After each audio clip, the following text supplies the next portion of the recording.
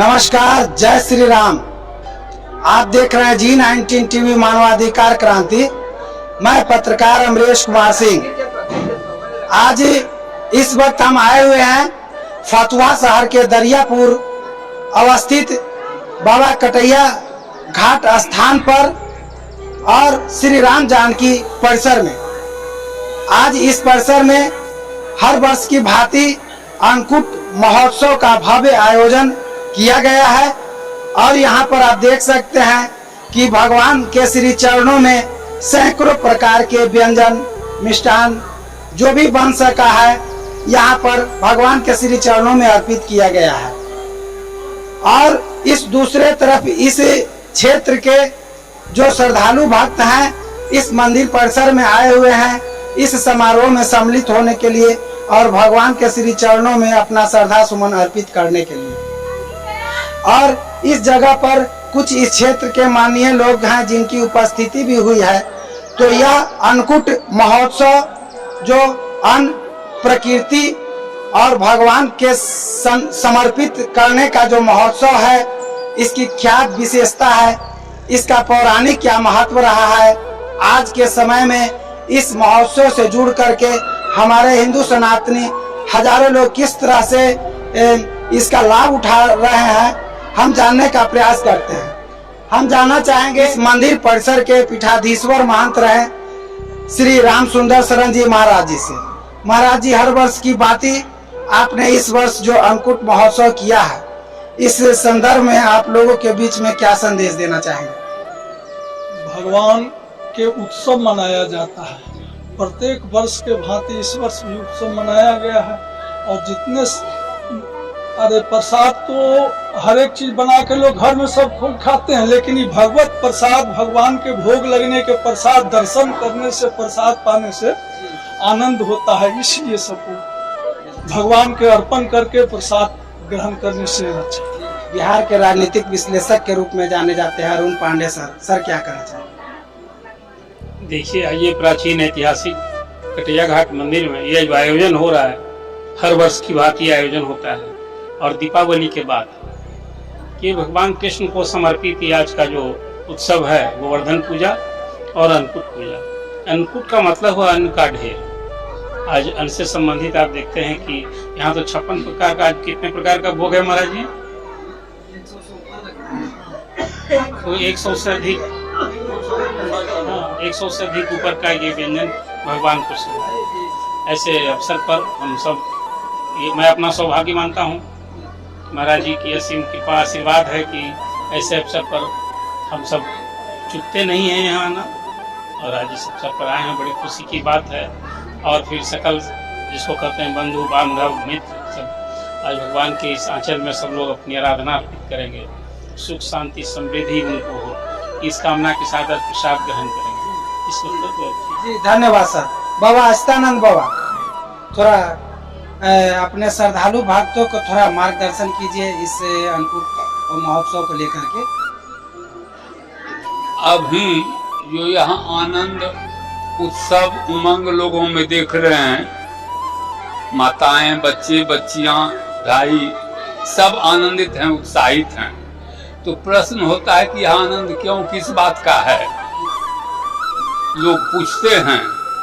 तो आज अन्नकूट गोवर्धन पूजा का उत्सव है। यह क्यों मनाया जाता है?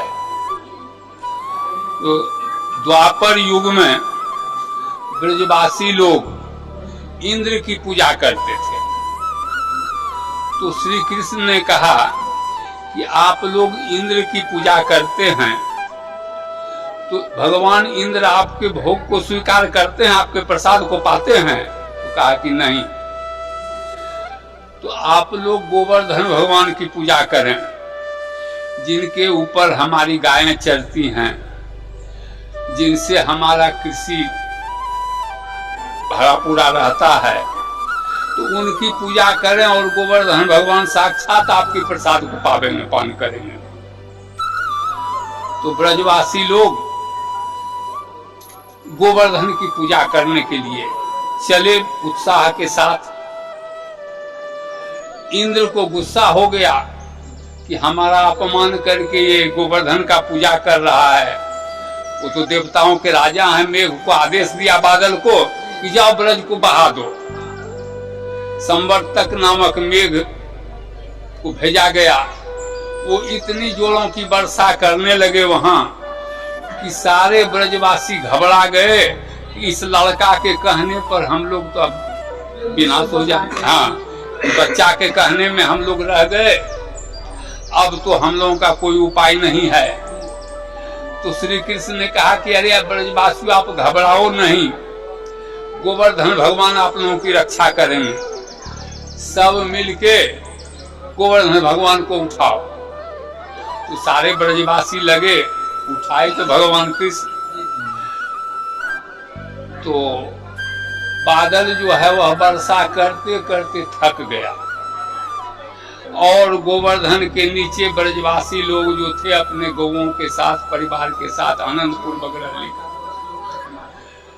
इंद्र न कोप किए ब्रज ऊपर, बरसत मूसल धारायण, श्रीमन नारायण नारायण नारायण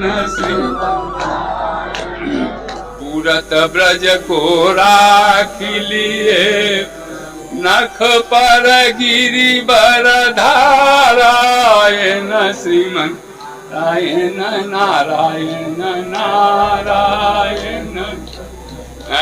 जब इंद्र का हार हो गया तब ब्रजवासी लोग बहुत प्रसन्न हुए और कहा कि अब और उत्साह के साथ गोवर्धन भगवान की पूजा करेंगे। तो अन्न का पहाड़ लगा दिया।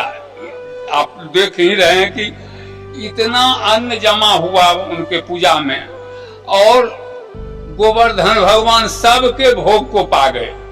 आप पूजे आप पूजावे, श्री कृष्ण ही गोवर्धन बन के बैठे हैं और ब्रजवासियों के साथ पूजा भी कर रहे हैं और सारे भोग को स्वीकार कर गए।